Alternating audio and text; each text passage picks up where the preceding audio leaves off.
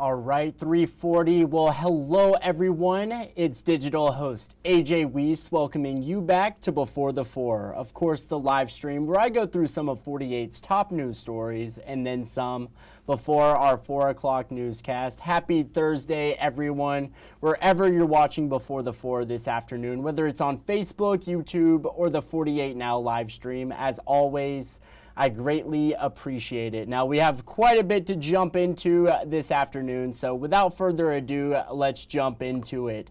And let's begin with a look at the weather, as a first alert weather day has been declared for tomorrow due to the threat of heavy rain and strong storms moving in. 48 First Alert Chief Meteorologist Brad Travis has the latest he's seeing on the radar and what you need to know. Well, not a lot of action out there today. The winds are pretty light, too. You can see that behind me. We don't expect much wind, but the wind is going to be strong tomorrow with a round of thunderstorms. Currently 85, bit of an overcast out there in Huntsville, and we just have a couple of showers and thunderstorms, mainly in the far northwest corner of the state. I don't expect much progress to the east with that today, but tomorrow it'll be a different story. It's a 48 First Alert weather day. A big complex of storms will develop and move through about an hour and a half to 2 hours. It'll take this to get through. This is the timing on the potential impact here at some point within 1 p.m. to 5 p.m. Huntsville metro area down to Moulton, up to Russellville and into the Shoals, and right on the east side of the Huntsville metro area down through Coleman County over to Scottsboro, Gunnersville, Fort Payne, and Rainsville between 3 p.m. and 7 p.m. These are common for this time of year. There's nothing really out of the ordinary about this. We're just giving you a first alert because we know you guys get busy. It's Friday. You got outdoor plans, and we could have a couple more of these complexes into the weekend here just before 3:30. A few showers and storms mainly across the state line and west of Tupelo. Again, I don't expect much of this to make its way into North Alabama later tonight. In fact, it should be fairly quiet all the way through the morning hours tomorrow. Very warm start, very muggy day tomorrow. Temperatures will get close to 90 degrees. In fact, some lower 90s a possibility. And notice by 3 o'clock, we start to see this complex of storms developing. And even the model guidance just will be changing. Each run, this is changing. That's what makes it so difficult to time this out for you as we get into Saturday, probably late morning into the early afternoon hours for these stronger thunderstorms, and then perhaps another complex Saturday night into Sunday morning. So overall, we expect active weather, not a high-end risk for severe weather, but enough to keep you alert to, especially if you're going to be outdoors as these storms move through. Notice storm chances continue into next week.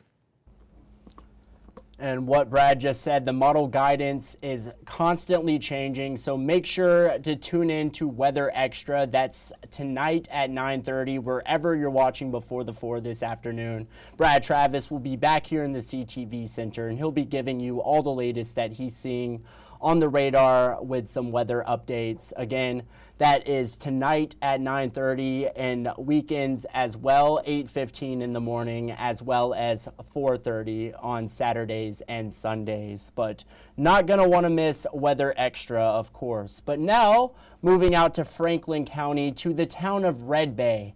The owner of Tiny Tigers, the daycare where a 4-month-old baby died back in 2022, could be facing new charges. Angeline Chambly was arrested along with 4 of her employees after Autumn Wells died in their care. Chambly was charged with forgery and operating a daycare without the right license. However, the Franklin County District Attorney's Office filed a motion this week to essentially dismiss the charges because they want to bring new evidence to a grand jury for more serious charges against Chambly. Peyton Gann was charged with manslaughter in connection to Wells's death and has a trial set for Monday. According to court documents, interviews with witnesses and a review of evidence ahead of that trial led to the effort to potentially bring more charges against Chambly. Another worker charged in the case, Tia Gann, pled guilty in May to witness tampering. Gann, who is Peyton Gann's mother, was given 2 years of probation with a 6-month suspended sentence. Another daycare worker, Hannah Letson, is also charged with tampering with a witness and tampering with physical evidence. Her trial is set for August. The last of the 4 others charged, Madison McLaughlin, received youthful offender status, meaning the case is no longer set for a jury trial. So there's that update there. But now moving out to Normal, Alabama, where students and parents at Alabama A&M University are concerned after them and many others at the university were denied on-campus housing. 48's Noah Cowell spoke with some of those students and parents who say they might be leaving the school if the issue is not resolved soon. Noah Cowell with the story. Students and parents say Alabama A&M's mass removal caught all of them off guard. Now they're faced with big price hikes at apartments they didn't choose that many of them can't even afford. Some of them are even considering breaking ties with A&M altogether and transferring. One student says after he and others were moved off campus, despite signing a contract to live on campus, someone in the housing office told him this move was coming from the Board of Trustees. They voted to kick all sophomores off campus. So essentially, the people housing themselves told me this. I told them that that's a mess. That's sad because everybody that thought their housing was secure is now going to have to be moved, and that's catching everybody off guard financially. Days later, the university told students on-campus living capacity is reduced due to renovations on 2 dorms that will carry through the fall. One parent, who is a mother of 5, says the off-campus apartments the students are being set up with are outrageously expensive. I get every college have their issues, but this one here is that's ridiculous. If you're gonna do that, okay, fine, but send notice to the students' parents. Had we known and we had proper notice, she would have transferred. She would have put in her transfer. It shouldn't be that way. We should be in school to focus on our education, not focus on how we're going to pay for our education. The student you just heard says the only benefit to paying through A&M as opposed to directly through the apartment complex is that it has a deferred payment plan. But the parent I spoke to says that's not nearly enough to justify the difference in the cost here. I've reached out several times to Alabama A&M for any sort of comment, but I've been unsuccessful so far. Reporting in Huntsville, Noah Cowell, 48 News, on your side. And we'll continue to be following up on this situation. But now, yesterday, we told you about Huntsville native and Lee High School graduate Shamita Jones-Harrell, who became the first ever police chief in Cobb County, Georgia history.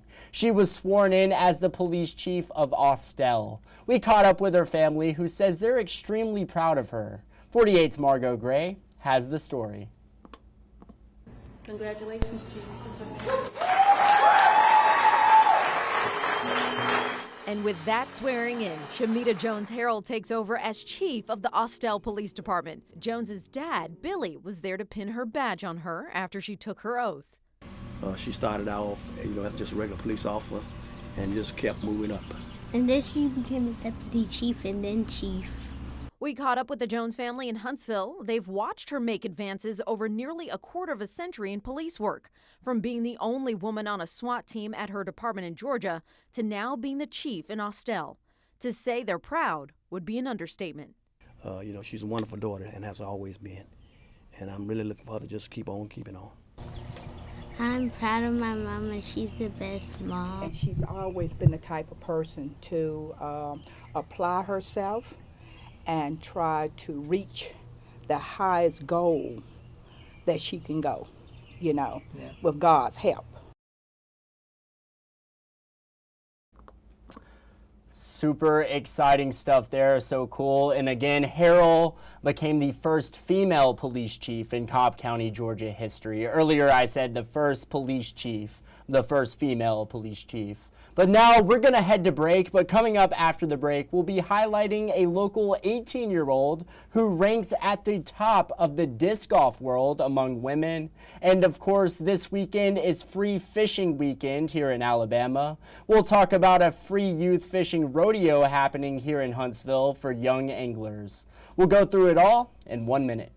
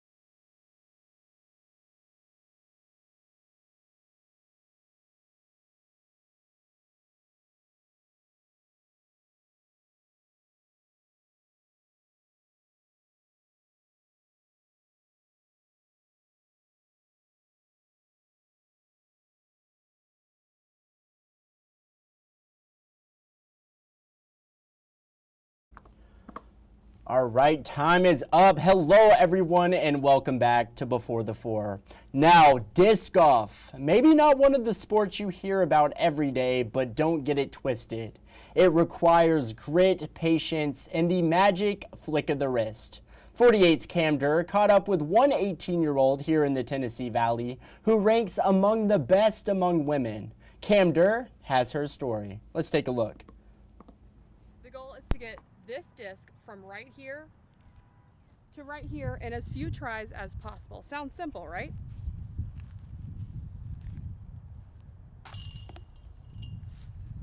Let's just say some are better at it than others. And it's something that I have not always necessarily been good at, but been able to compete in. Meet Cadence Burge. She's a recent high school graduate, a native to Huntsville, and really good at disc golf.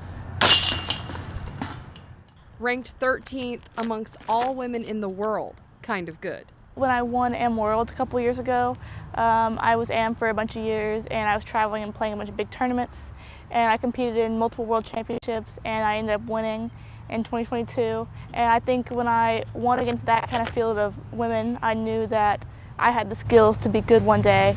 And at just 18 years old, she's earned herself a spot as a member on the Professional Disc Golf Association Tour, a goal that for Cadence was a long time coming. Seeing all of these amazing people who I've looked up to, basically my entire life at this point. And those are the people that I'm I want to be those people. And then I look and I'm 13th in standings. And so that's crazy to think about that now I am kind of where I wanted to be. Reporting in Huntsville, Cam Durr, 48 Sports, on your side. Super awesome. She's got those skills, that's for sure. But now, if you're a fan of fishing, you're probably well aware that this Saturday marks Free Fishing Day here in the Yellowhammer State, meaning you don't need a license this Saturday to fish. And at the Bronze Spring Park Lagoon, the 41st annual Wuest Youth Fishing Rodeo is returning for young anglers here in the Tennessee Valley, aged 6 to 12. Participants can win prizes, bragging rights, and even up to $1,000. I recently spoke with Huntsville Parks and Recs Director James Gossett, who says he's excited for this Saturday's rodeo. All set to begin at 7 a.m. Let's take a listen. Hopefully the weather's going to cooperate first.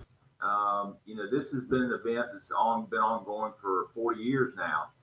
And so we are excited about youth and their parents and guardians to come out to Bronze Springs Lagoon and have an opportunity to catch fish, also some tag fish that will be there. So there could be some money involved for someone if they catch the right fish. Yes, sir. And as you just mentioned, it's been going on for 40 years now. Talk about some of your favorite things about it and what makes it unique when compared to other events in Huntsville. Well, so we've had a long-standing relationship with the Best family, so I'm very appreciative of their involvement with this because without them, this would not be able to last as long as it has.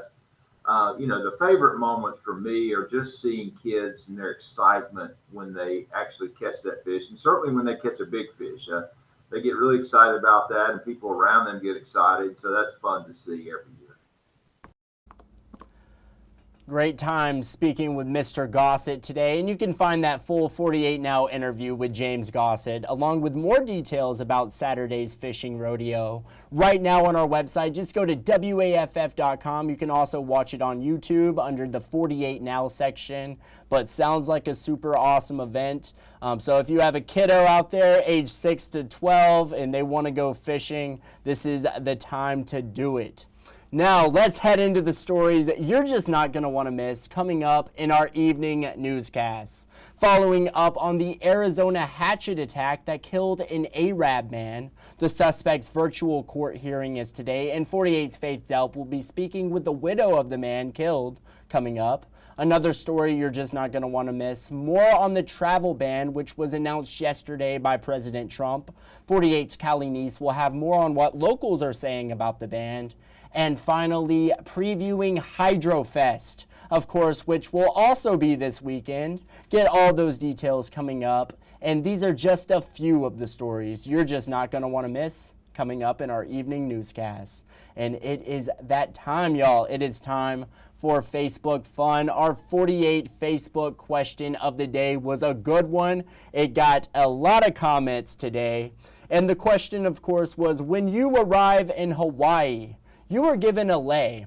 So when you arrive in Alabama, what should you be given? So as we all know, when you arrive in Hawaii, you get a lei at the airport. I am not sure. When I went to Hawaii, I'm not sure if I got a lei, actually, now that I think about it. But in general, you are given a lei. So when you land in Alabama, let's see what you are given, and let's see what you all are saying. It looks like that is not what I wanted to pull up. Sweet Home Alabama, though. I am going to send this. One person said an umbrella. Of course, especially after the May that we had this spring, it was nonstop rain. It seems like you need an umbrella when you come here to the Yellowhammer State. Here is another one. Let's send this one. Nicole said, depends on if you want to pull for Alabama or Auburn. Is it Roll Tide or is it War Eagle? Looks like this one is fitting for the summer. A sweat rag from Bradford Puckett. Sometimes you need it. It feels like you need it around here. And this goes along with this comment from Randy. A cooling towel. Another thing, get a frog tog, something to cool you off, especially during these hot months, the Junes, the Julys, the Augusts, even the Septembers. You definitely need that. This is another necessity. Nell said a glass of sweet tea. You can never go wrong with that. It looks like we have time for maybe one more, and there are a lot of comments. We might continue on to this question tomorrow, but let's see. We need one more comment. There are over 500 comments here. If you feel free or you feel led to, leave a comment on the 48 Facebook question, and you might get shouted out tomorrow. But let's see. Here's one right here. Some boiled peanuts, of course. Great comments today. That is unfortunately all the time I have for Before the Four today, but thank you all for sticking around and spending a bit of your Thursday afternoon. I hope you all have a great night. We'll continue on this Facebook question tomorrow and tomorrow's Before the Four, which will start at 3:40 as we do every weekday. But that is it for today. I hope you all have a great night. Enjoy tonight's evening newscast, and of course, as always, thank you so much for watching. You all have a great night.